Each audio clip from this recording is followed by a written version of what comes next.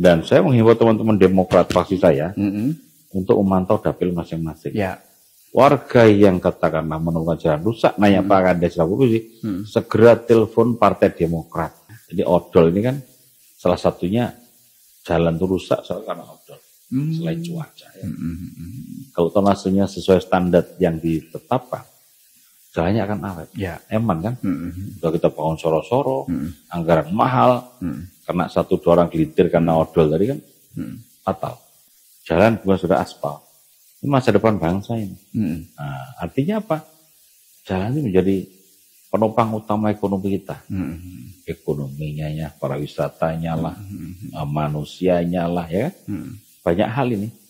Dan justru kemajuan negara. Makin banyak jalan mulus, banyak tol, negara maju itu.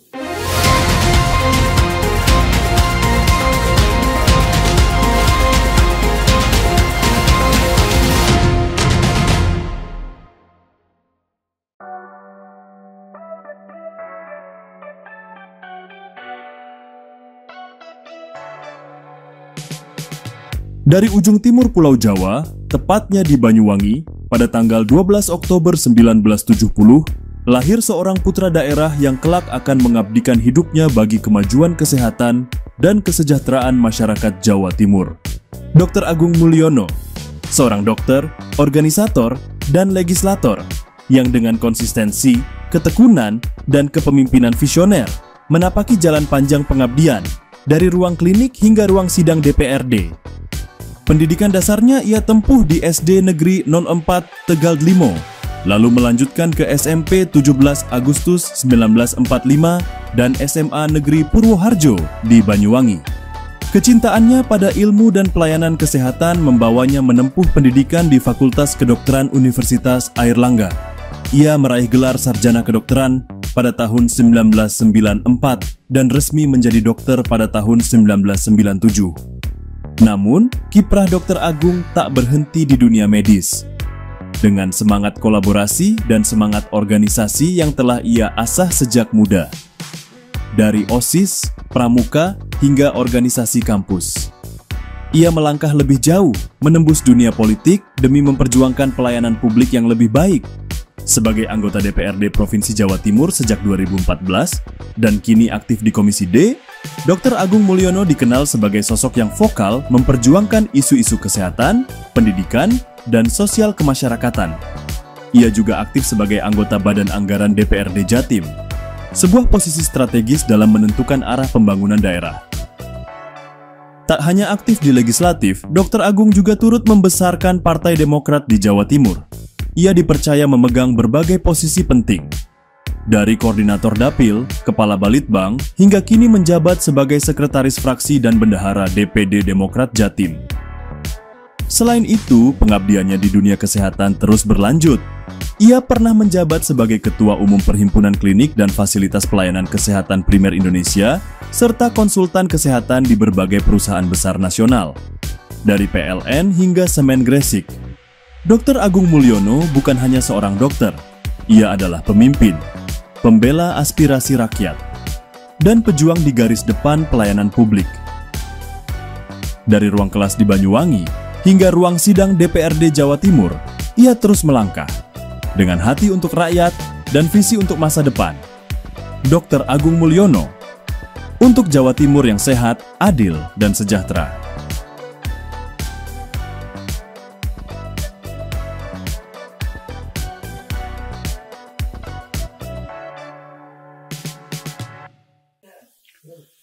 Assalamualaikum warahmatullahi wabarakatuh. Salam sejahtera dan salam sehat untuk kita semuanya. Tribuners, bertemu lagi dengan saya Mujib Anwar, jurnalis senior Tribun Jatim Network, dalam acara yang selalu ditunggu-tunggu, yakni podcast DPRD Jawa Timur, Gebrakan Wakil Rakyat. Tribuners, jalan adalah infrastruktur yang sangat penting.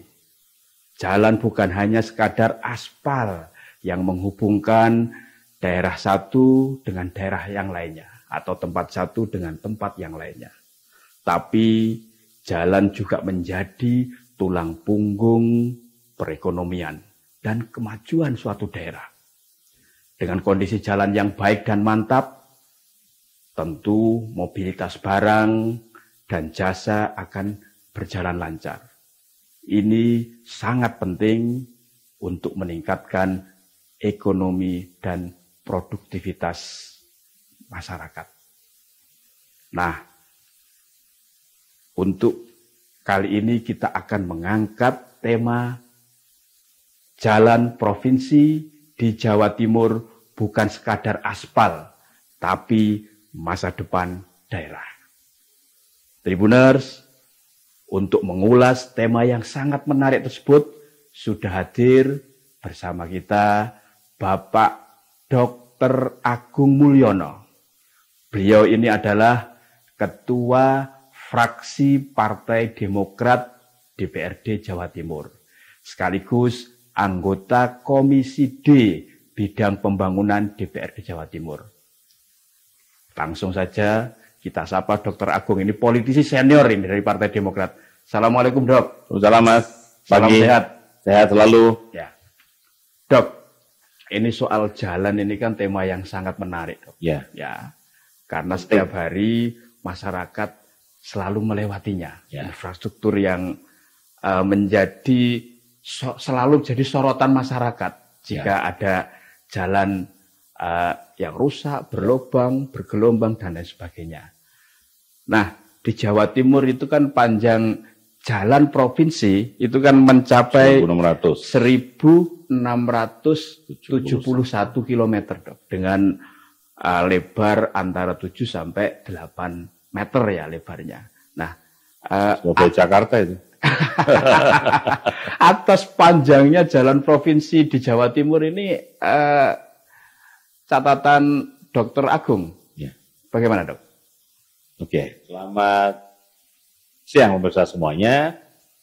Saya nyapa dapil saya, Situbondo, Bondowoso, Banyuwangi. Sampai jumpa lagi dalam rangka podcast. Ya. Ini masuk di bidang dinas bina marga tentang jalan. Pemirsa semua, jalan raya di Jawa Timur itu ada 3 klaster. Klaster kabupaten, provinsi, dan pusat nasional. Ya. Kita di klaster provinsi ini panjangnya 1.471 km. Betul. Kalau dibentangkan, sini Jakarta lebih gitu. Itu PP itu malah. Ya. Khusus jalan provinsi, jadi ciri khasnya adalah lebarnya lebih dari 6 meter, 7-8 meter, kalau kabupaten itu 5 meter. Dan sampai hari ini kemantapan provinsi itu rata-rata di atas 80%. Jadi saya sampaikan insya Allah mulus. Contoh dapil saya, Situbondo, Bondowoso, Banyuwangi. Ini dapil 4 Jatim ya? Ya, bahkan umumnya Jawa Timur lah. Ya. Saya ngomong dapil saya karena saya menguasai. Kalau ada apa-apa, saya janji 2 kali 2 jam beres. Lubang, rusak pun beres. Kenapa? Ada anggaran, contoh Banyuwangi 20 miliar 10 tahun. Untuk perawatan. Sehingga ini, dan saya kemarin juga kunjungan perlu, saya minta pada OPT, jadi jangan sampai nunggu rusak. Ya. Ada namanya preventive action dan corrective action. Saya kemarin ngecek juga, karena udah agak rusak gitu, kalau Pak Kades, saya kirim ke beliau, gak pakai lama, 2 hari selesai. Nah, saya pesan, kemarin kalau udah pindah marga, jangan nunggu rusak, anggarannya udah jelas ada, dan jangan nunggu ada komplain masyarakat. Artinya proaktif ya, Dok? Proaktif. Ya. Mereka harus keliling, namanya preventive action tadi, dan dia pasti tahu mana-mana daerah yang sering rusak karena hujan, karena genangan dan sebagainya. Sehingga di situ lakukanlah perawatan. Ya. Sebaliknya kalau ada masalah komplain maka segera ditangani. Mestinya kalau mereka kerja dengan baik, anggaran dapurnya setahun itu dikurang dengan baik, langsung rusak itu mestinya. Kecuali ada cuaca yang ekstrim gitu ya. Jadi pemirsa, jalan provinsi adalah insya Allah ciri khasnya jelas, lebih halus, lebih lebar dibanding jalan kabupaten. Dan kalau ada yang jalan masuk-masuk di ganggang desa ya jalan kabupaten. Ini antara jalan nasional dengan jalan kabupaten adalah jalan provinsi. Dia menghubungkan dua wilayah di tingkat provinsi begitu, antar kabupaten ya. Contoh di Situbondo Bondowoso, sepanjang jalan Situbondo ke Bondowoso provinsi semua itu. Nah, justru yang dari Jember ke Bondowoso juga itu jalan provinsi juga itu. Jadi, justru di Bondowoso nggak ada jalan nasional, Situbondo ada. Nah, jadi itu contoh, masuk arah-arah itu jadi besuki ke arah arah Bondowoso provinsi itu. Gitu. Mulus kan? Ya. Dok, karena ada perawatan. Ini kan terkait jalan ini kan menarik, Dok ya. Ketika masyarakat melihat ada jalan rusak itu kan terkadang tidak tahu ini jalan ini tanggung jawab pusat kah, provinsi kah, kabupaten kota kah, atau tanggung jawab siapa? Yang dilihatnya, oh ini jalan rusak harus segera diperbaiki. Karena ini kalau tidak segera diperbaiki nanti bisa berdampak yang lainnya, menimbulkan kecelakaan kah, atau kalau tidak makin diperbaiki rusaknya semakin parah kan seperti itu. Jika ada menemui seperti itu, bagaimana Dok untuk menyikapinya? Kan sering gitu. Nomor satu, hari ini kita podcast tujuannya pencerahan masyarakat. Oke. Ya. Tak jelas saja 3 klaster. Jalan kabupaten, jalan provinsi, jalan nasional. Dan warga yang menemukan jalan rusak, segera nanya Pak Kadesnya. Gampang. Pak Kades, ini jalan kabupaten atau provinsi atau nasional. Khusus provinsi sebaiknya segera laporkan. Ada hotline-nya. Hotline Bina Marga. 24 jam. Dan saya menghimbau teman-teman Demokrat fraksi saya untuk memantau dapil masing-masing. Ya. Warga yang katakanlah menemukan jalan rusak, nanya Pak Kades provinsi, segera telepon Partai Demokrat. Gitu. Kita kawal. Oke? Agar semacam unit reaksi cepat segera jalan ya. Tadi kan karena Gubernur janji 1-24 jam. Saya janji 2-4 jam di dapil saya. Bahkan terjelek 3 hari lah. Senin komplain, Rebu beres. Rebu komplain, Jumat beres. Kalau ternyata yang rusak bukan jalan provinsi, Dok, tapi nasional atau kabupaten kota, kebetulan yang disambati ini Dr. Agung ini. Ya. Gimana menyikapinya, Dok? Saya paling juga nyaman Pak Kades. Luas bupati ya, ketemu ya sama bupati. Karena kita kerjaannya banyak, Bu. Nanti kalau ngurus kabupaten, gak cukup anggarannya nanti. bagi tugas. Ya. Dok, di wilayah dapilnya Dr. Agung, yang dapil Jati 4 yang ada Banyuwangi, Bondowoso, sama Situbondo. Dalam beberapa minggu terakhir ini kan jadi sorotan, bahkan viral. Karena ada penutupan jalur Gumite. Ya. Meskipun itu adalah jalan nasional, tapi ini kan dampaknya kan cukup luar biasa kan. Ya. Imbasnya volume kendaraan ini kan meluber kemana-mana, yang juga melewati jalan provinsi kan. Seperti itu. Gimana catatan Dr. Agung atas ini? Apalagi ini kan penutupannya ini kan cukup lama, Dok, mulai 24 Juli sampai 24 September. Artinya masih 2 bulan lagi, Dok. Saya sebulan lalu sudah statement di media. Ya. Saya menolak penutupan. Sudah tegas saya, menolak. Dan saya minta Pak Kadis Perhubungan dan Bina Marga koordinasi dengan pusat. Karena jalan nasional. Ya. Saya kualitas dampaknya tadi. Betul terjadi kan dampaknya. Ya. Kemarin ada kecelakaan, mobil Bokwing ya kan, yang lewat Ijen itu, yang masih nggak lewat sana kan, Ijen kecil jalannya, rolling dia, dan kemacetan sampai 40 km kemarin, Situbondo ke Banyuwangi. Ini luar biasa. Kalau terus-teruskan bahaya, kasihan. Jadi hari ini pun Pak Wagub ninjau ketapang yang kapal LCT dininjau, karena antrian tadi juga yang di Gumite dininjau saat ini. Jadi artinya pemirsa, ini sudah saya antisipasi sebulan lalu. Saya menolak penutupan, atau toh kalau terpaksa tidak bisa, jangan 2 bulan lah. Kerjakan yang prioritas 2 minggu begitu, sehingga nanti bisa buka tutup. Saya nggak tahu teknisnya, yang penting saran saya bulan lalu adalah duduk bersama. Memangku kebijakan di situ duduk bersama. Termasuk di Susjatin, saya minta datang. Maka saya siap datang kalau diundang. Artinya tidak hanya segera nutup saja, dampaknya luar biasa. Dan duta perekonomian. Ya. Ini udah mulai baik-baik, ini ekonomi membaik, gara-gara ini bisa fatal nanti. Ya. Saya berharap nggak pakai lama, segera ada solusi. Pusat, provinsi, kabupaten duduk bersama. Jadi ada solusi. Ya, oke. Itu kan dapilnya Dr. Agung. Oh, Jember juga. Ya, Perbatasan, karena ada ini perbatasan kan. Tapi kan juga mencakup Jember, Banyuwangi, Jember, Situbondo, Bondowoso. Apa Dok? Ini kan pasti banyak ini keluhan terutama yang disampaikan oleh konstituennya Dr. Agung. Ya pasti atas dampak luar biasa dari penutupan jalur Gumitir tersebut. Pasti mereka tentunya kalau bisa marah ya, karena berdampak begitu fatal menurut saya. Ya. Baru pertama ditutup saya udah kayak gitu dapat. Ya. Apalagi ditambah lama-lama tambah bermasalah. Intinya apa? Apalagi hari ini Pak Wagub kan turun juga. Betul. Nah, duduk bersama. Provinsi, pusat, kabupaten duduk bersama mencari solusi. Apa solusinya? Kalau saya sejak awal jangan tutup. Kalau tahu susah tutup jangan lama-lama. 2 minggu prioritas bangun apa yang harus diprioritas dibangun yang bisa dilewati buka tutup gitu. Dengan kerja keras lembur lah, apapun lah dengan alat yang canggih yang terkini. Karena itu jalur utama itu. Ya. Kecuali jalur selatan udah jalan, udah jadi nggak masalah itu. Artinya itu kan urat nadi ya bagi masyarakat di Jember sama mungkin orang kali baru itu ya. Mau ke Jember lewat Situbondo kan jauh sekali. Muter ya Dok. Muternya berlipat-lipat itu. Dok, kalau ternyata tetap masih ditutup sampai tanggal 24 September Dok, apa ini? Kira-kira yang perlu kalau kita udah ingatkan, yang lain ingatkan, nanti masyarakat bisa marah kayak Pak Presiden turun aja tuh, Pak Presiden bisa negur petugasnya kementeriannya nanti. Karena masyarakat bergejolak, ya. Hati-hati. Ini sudah muncul loh Dok, sulit untuk mendapatkan BBM. Nah, ibunya hari ini kan ya. sudah muncul kan.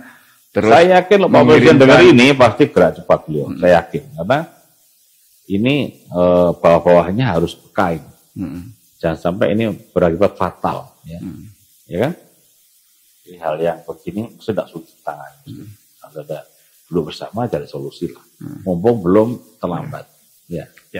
Dok, meskipun tadi Dr. Agung menyampaikan sebenarnya sudah sebagian besar ya dari 1.671 km jalan provinsi itu sudah baik, mantap. Tapi kan masih ada ini Dok yang perlu ditingkatkan kualitasnya. Nah, catatan Dr. Agung. Yang paling penting adalah ini perlu kolaborasi dengan masyarakat. Masyarakat ikut berpartisipasi dalam pemeliharaan ini. Artinya apa? Kalau ada sekilas rusak dikit segera komplain. Jangan nunggu parah baru komplain. Ya.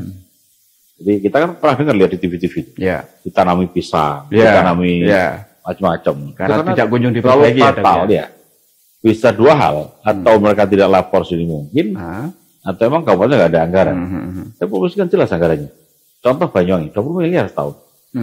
Kan banyak. Itu kalau Banyuwangi 20, kayak Situbondo sama Bondowoso, sama juga. Banyuwangi itu masuk, Situbondo masuk Banyuwangi. Bondowoso sekitar 14 miliar lah. Banyak, rata-rata banyak, miliar lah. Artinya kalau mereka untuk gunung perawatan cukup. Terbukti dapil saya mulus semua jalan provinsi. Itu yang selalu dikawal oleh Dr. Agung untuk menjamin bahwa soal infrastruktur jalan ini sangat penting. Saya pernah meresmikan jalan di Banyuwangi dari jalan nggak bagus, sekarang provinsi jadi mulus. Tahu nggak? 3 bulan pertama kecelakaan banyak meninggal. Ini kan peran masyarakat penting kan? Iya. Nanti kita repot, jalan jelek dikomplain. Jalan mulus. Gaspol masalah, ya kan? Gaspol remblong ya. Salah kita, nggak boleh. Jadi perlu artinya peran serta masyarakat, tokoh agama, tokoh masyarakat, kan ini. Ya, jangan ngebut. Edukasi ya. Rambu kita kasih sudah. Ya, jadi udah mulus sekali jalannya. Karena saya bebas, saya pakai gue. Keren. Iya. Dok, terkait soal infrastruktur jalan ini kan yang juga sering menjadi sorotan bahkan mau diatur ya. Dan ini adalah soal overload dong. Odol. Ya, kendaraan yang kemarin Menko infrastruktur itu menyampaikan bahwa itu dampak kerugiannya juga luar biasa ya, di atas 70 triliun ya Dok setiap tahun. Nah, gimana ini Dok? Kan kendaraan besar itu kan juga melewati jalan provinsi. Ya itulah seperti itu. Pemangku kebijakan. Ya, dinas terkait ya harus menurut saya proporsional. Kalau aturannya sekian ton ya sekian ton. Tonasenya melewati ya. Tonasenya ya. Jadi odol ini kan salah satunya jalan itu rusak soalnya karena odol. Selain cuaca ya. Kalau tonasenya sesuai standar yang ditetapkan, jalannya akan awet. Ya. Eman kan? Udah kita bangun soro-soro, anggaran mahal, karena 1-2 orang gelintir karena odol tadi kan fatal. Ya. Ini perlu juga kesadaran masyarakat, peran serta masyarakat, peran serta pengusaha. Penting. Di luar itu Dok, kan sering itu kan mestinya kan biar ada semacam efek jerah Dok. Apa yang perlu dilakukan Dok? Itulah. Aturan kan sebenarnya sudah ada. Kebijakan, eksekusinya duduk bersama lagi, dan saya nyalain. Iya. Kalau masing-masing kerja profesional dengan tupoksinya, nggak akan terjadi begitu. Nah, itu aja. Ya, contoh kapal itu yang kelakasinya, setelah dievaluasi, KNKT bilang ini melebihi 4 kali lipat tonasenya. Yang salah siapa? Ya, mulai input, proses inputnya udah salah ini, ya kan? Tentunya pengusaha beli kapal pengen banyak-banyak kan, tapi ada lembaga buat aturan, ada yang mengaku yang ngatur itu, jadi dia harus tegas. Artinya titik temunya di mana Dok itu nanti kan kayak kemarin kan mereaksi kemungkinan aturan tonase itu mau betul-betul diberlakukan dengan sesuai dengan aturan, tapi reaksi dari para sopir truk, dia kan aksi itu menggelar aksi besar-besaran itu, berarti kan ada aksi, ada reaksi. Nanti seperti apa? Ya, duduk bersama ya. Pengusaha, pemangku kebijakan, pemerintah, ya kan? Operator ya. Masyarakat, tokoh, ya kan? Dijelaskan. Kenapa harus begitu? Tujuannya apa? Manfaatnya apa? Resikonya apa? Saya yakin akan paham. Jadi dengan komunikasi. Nggak bisa asal putus, nanti tidak dijelaskan. Ini lagi rajanya netizen sekarang kan. Tapi memang kalau odol itu bisa ditekan lah Dok. Ditertibkan lah. Itu berdampak tidak ya terhadap pasti bisnis jalan. Ya logistik plus dampaknya juga jalan semakin awet lah, usianya semakin panjang. Awet. Yang bagi pengusaha mungkin rugi ya, hitung-hitungannya. Tapi kan kita sustainable jalan ini kan jalan long term, jangka panjang. Dan manfaat untuk masyarakat banyak. Berapa persen odol jumlahnya? Kan banyak masyarakat biasanya, banyak pengguna biasa. Kan? Nah itu. Dok, soal isu jalan ini kan juga menjadi penting keberadaannya sebagai urat nadi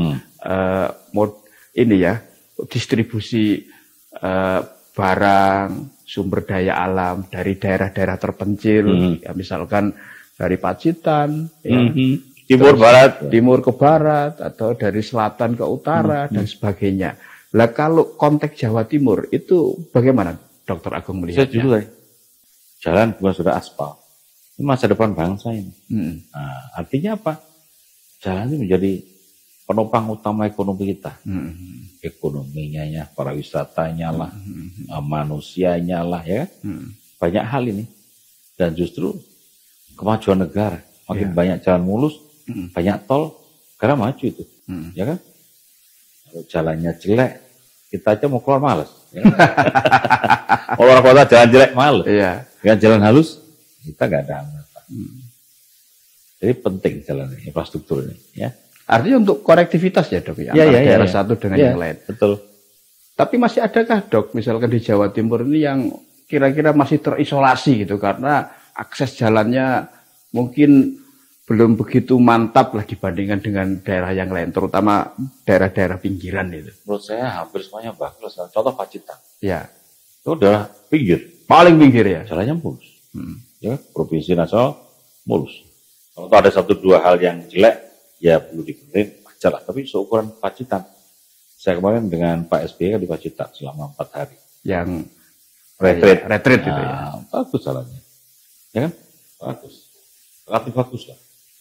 Artinya terkait jalan ini Dok, kalau perlu ada peningkatan, ya itu apa dok? Atau misalkan jalan arteri yang menyambungkan antara jalan provinsi dengan jalan nasional, atau jalan provinsi dengan kabupaten kota? Sudah ada programnya, tol, Probowangi on progress, Ya, lintas selatan on progress, maka asal ini on the track, ya. nyampe lah nanti jalan bagus semua, nyampe. Anggaran jelas, Ya, programnya jelas, ya kan? betul. Normal-normal saja, ini progres bagus. Kembali harapan saya memang terus terang pidato yang dirasakan selama ini adalah jalan kabupaten. Jalan kabupaten. Ya memang anggaran kabupaten tidak cukup, tidak cukup. Mereka atau tidak cukup. Ya menurut saya justru jalan-jalan anggaran provinsi, anggaran pusat mendorong kabupaten yang memang inovatif, kasih aja anggaran tambahan. Nah, keren. Ya. Tidak mungkin cukup dia 38 kabupaten kota. Provinsi begitu, cari aja 10 the best kan kabupaten yang kreatif, kasih anggaran untuk infrastruktur misalnya. Tambahan ya. Iya, keren itu. Termotivasi dia. Kreativitas dalam hal apapun. UMKM-nya lah, ya, pariwisata-nya lah, SDM-nya macam-macam lah itu. Kasih. Gak ada yang seperti kasih, tapi ada pemicunya, ada semacam ukurannya, prestasi. Dan itu sebagai trigger ya? Trigger, motivator. Sudah coba disampaikan tidak dok itu oleh saya podcast udah 2-3 kali DPRD Jatim kepada Pemprov terkait pentingnya tadi membuat sebuah belum. Saya podcast 3 kali podcast sampaikan. Semoga buku ini didengarkan, Pak TAP didengarkan gitu aja. Jadi dia ngasih anggaran ke karena kabupaten pun anggarannya kurang. Contoh rel kereta ke Banyuwangi. Ya. Rel kereta yang tidak ada palang pintunya di sana lebih dari 80 palang pintu. 80 lebih. Itu hanya di Banyuwangi. Banyuwangi aja, belum Jember. Belum Jember. Oh iya. Sehingga provinsi tak mintakan anggaran sampai 4 titik. Lumayan. Iya. 4 titik mahal 1,6 miliar itu. 4 kali 4 1,6 miliar. Dan itu paling tidak bisa mengurangi resiko. Ya. Kalau setahun dicicil 4, 5 nanti lumayan. Iya. Cari prioritas yang rawan celaka. Oh gitu. Dokter Agung ini kan Komisi D ya, bidang pembangunan dok. Nah kan ketika sambang dapil ketemu dengan warga konstituen, apa sih dok ini yang paling sering disuarakan ini oleh konstituennya Dokter Agung ini di dapil 4 sana ya? Oh normatif, jalan Ya. perekonomian. Pinjam bank bagaimana? Oh pinjam biar ada bunga lunak lah, ada mudah perbankan, ya. Kemudian lebih ke arah mayoritas adalah itu menurut saya ekonomi terutama. Ekonomi. Kasihan kita kan. Nah, apalagi pasca COVID kan dapat luar biasa. Untuk pemulihan itu. Ya. Kalau terkait infrastruktur, apa dok yang paling sering diaspirasikan oleh warga? Jalan desa. Jalan desa ya. Ya kita bantu juga apa irigasinya kita bantu juga apa. Jadi artinya yang bisa kita bantu termasuk kereta tadi, Perlintasan tadi ya. Ya, nyapu jalan. OPJU ya dok ya. OPJU. Nah. Jadi yang kebutuhan dasar masyarakat yang dibutuhkan ya kita dengarkan, kita aspirasikan, ya kita ajukan ke Pak Gubernur. Dok, kan jalannya mantap, tapi seringkali kan soal penerangan kan yang masih juga sering dikeluhkan oleh masyarakat. Gak apa? Kembali perasa masyarakat. Nah, nanya Pak Kadesnya, ini provinsi atau kabupaten? Provinsi ajukan saja. Ya. Nah, kita udah sering ngasih rambu jalan. Asal jalan provinsi. Bagi tugas. Dan itu sudah clear ya dok ya atas ini menjadi tanggung jawabnya siapa? Oh jelas, kan jelas. Di provinsi, kabupaten jelas. Sistem koordinasi jelas. Seperti apa? Saya pun kalau mau ngasih rambu jalan, saya juga ngundang orang di sub kabupaten. Ya jelas. Dok, ini kan kayak perbaikan, peningkatan kualitas jalan itu kan harus selalu dilakukan. Tapi tahun ini itu kan ini ya ada efisiensi anggaran. Berdampak nggak dok itu dok? Ya pasti berdampak. Cuman kembali kelihaian seorang kepala dinas. Ya. manajerial dia. Dia punya priority. Dengan anggaran yang gede, dia punya prioritas. Ya. Anggaran yang dikurangi, dia punya prioritas. Betul. Nyatanya, saya lihat di dapil masih oke, jalan. Meskipun ada efisiensi. Oh iya, masih jalan oke. Dia sampaikan buat prioritas, skala prioritas. Dari sisi anggaran, Dok, turun, Ya, pasti turun. atau seperti apa? Pasti turun, kurangi. Kita terdapat semua. Tapi dengan turun, dia masih punya skala prioritas. Mana yang urgent, mana yang mendesak, mana yang penting, tidak penting. Ya. Gitu aja. Malah bagus namanya. Tes OPD yang cerdas. Tes OPD ya. Dengan anggaran yang berkurang itu gimana kinerjanya? Gimana dia prestasi ya gitu. Nah, ini kan sudah berjalan lebih dari 1 semester, Dok. Ya. Catatan dari Dr. Agung seperti apa?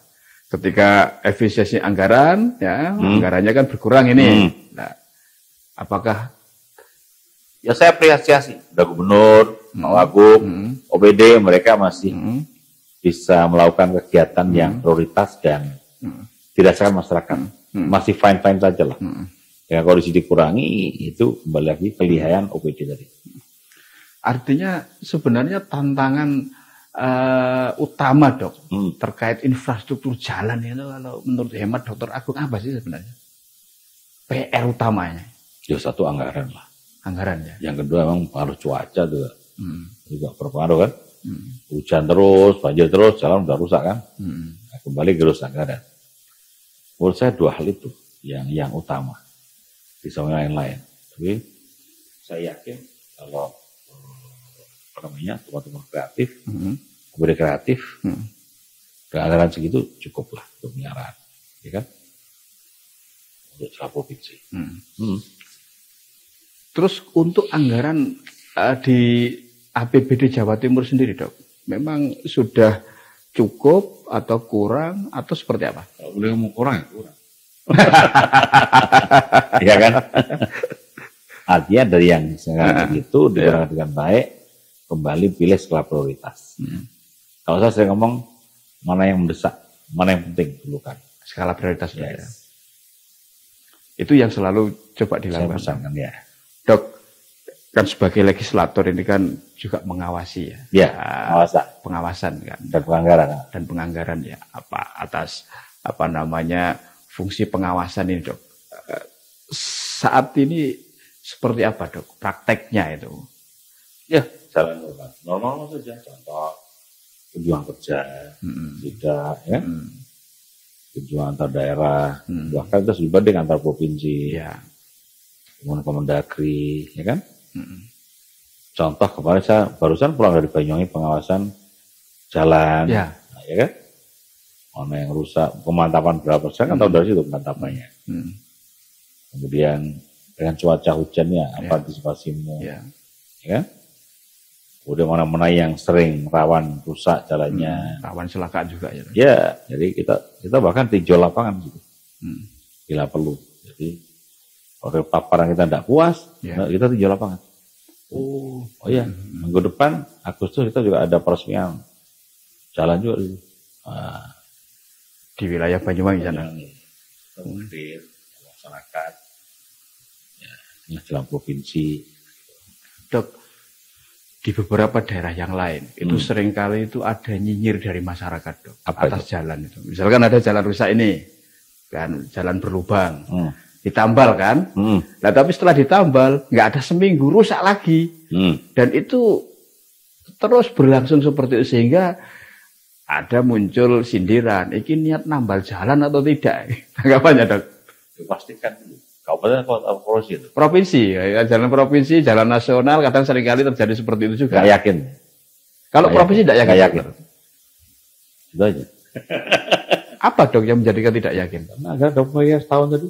Bukan, itu kan bukan di Banyuwangi. Hampir semua rata-rata tinggi anggaran. Dan pesan saya selalu jangan nunggu rusak. Kamu sampai rusak lubang banget, nggak mungkin. Kasar dikit aja, udah perbaiki nanti. Karena telat benahi malah mahal.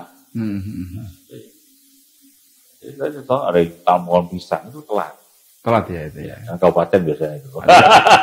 Nunggu viral dulu baru ditangani Dok ya kan seperti itu ya. Tapi kalau jalannya provinsi Dokter Agung jamin ya, aman ya. Lalu ke atas kemantapannya, yakin. Tapi saya contoh lah itu bodoh-bodoh Banyuwangi mana nggak mulus provinsi, mulus semua. Kecuali yang baru dialihkan ya. Dari kabupaten pindah provinsi ada. Pindah, naik grade statusnya naik. Waktu itu, tunggu dulu, gitu kan. Itu aja. Dok, berarti soal ini mestinya tidak terjadi isu ya karena kan sistemnya kan sudah pastikan terbangun. Tadi tanya Pak Ades, provinsi kabupaten aja. Kalau provinsi boleh telepon Pak saya di situ. Nah, Demokrat. Termasuk untuk sinkronisasi Dok ya. Bisa maksudnya apa? Nah, kan ini kan mestinya kan karena jalan ini kan terkonek toh antara jalan satu dengan yang lainnya, jalan kabupaten, jalan provinsi dan jalan nasional. Kan harus ada sinkronisasi toh seperti itu. Yeah. Di forum itu apa Dok biasanya yang seringkali jadi catatan? Ya artinya kalau ada masalah di pertemuan antara nasional provinsi ya kita selesai bersama. Tapi kalau jalan jelas-jelas ini provinsi, ini kabupaten, ini nasional, ya kita akan tanggung jawab masing-masing. Tentunya mengelolanya dan membenahinya. Jadi selama ini nggak ada masalah. Yang sering justru irigasi, BWS, aliran sungai yang gede itu pusat dengan kita. Itu yang sering. Kalau jalan relatif enggak. Aman ya. Jelas, karena jelas. Saya yakin masyarakat tahu. Ini desa, kabupaten, ini provinsi tahu dia. Ini nasional tahu. Dan itu kan artinya jalan itu memang betul-betul infrastruktur jalan ini masa depan bangsa ya. Untuk menjaga perekonomian itu tetap. Menurut saya tolak ukur kemajuan dua daerah itu jalannya. Atau provinsi lah. Kalau jalannya mulus semua kan bagus gubernurnya kan gitu. Ini berarti ada istilah ini Dok, di suatu daerah itu kalau naik kendaraan ya jalannya itu kan nggak terasa, tiba-tiba jedul, oh berarti ini sudah pindah ke daerah yang lainnya ya. Dok, terakhir bupati pun diukur di situ aja. Ya. Jalan jelek bupati nggak bagus gitu aja udah nggak apa-apa. Tapi gimana Dok agar itu juga menjadi mindset, artinya wujud tanggung jawab suatu pimpinan atau kepala daerah bahwa soal infrastruktur ini menjadi sangat penting. Ya masyarakat, peran masyarakat, koreksi dong. Ini zaman netizen sekarang kan. Ya. Foto saja, foto kirim medsos, apa-apa.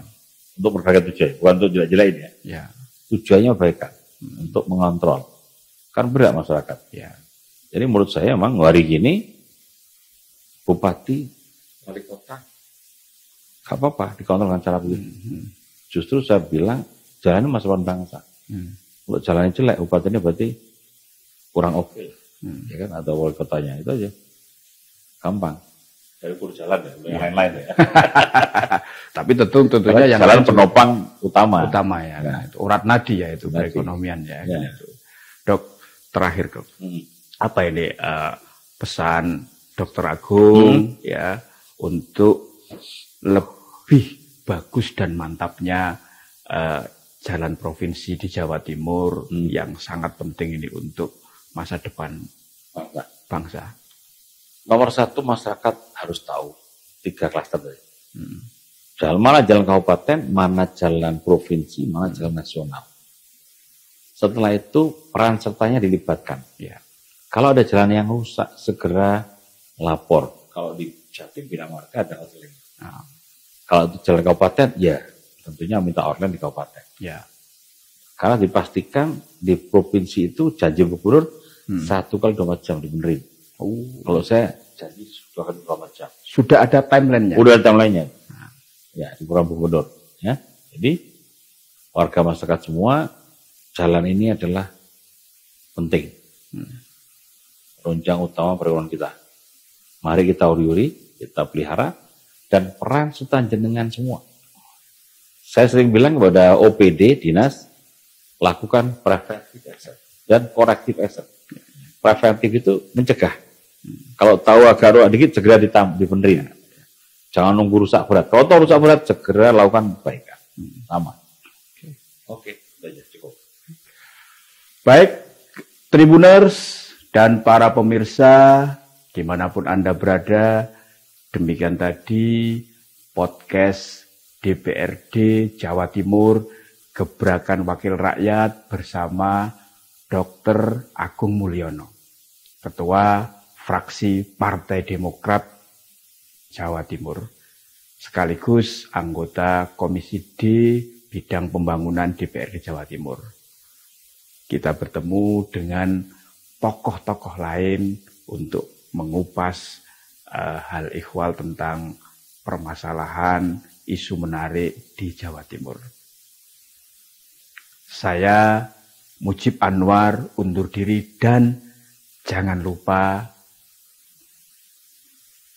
tonton, lihatlah channel YouTube Harian Surya Tribun Network, mata lokal menjangkau Indonesia. Mohon undur diri. Assalamualaikum warahmatullahi wabarakatuh. Salam sejahtera untuk kita semuanya dan jangan lupa bahagia.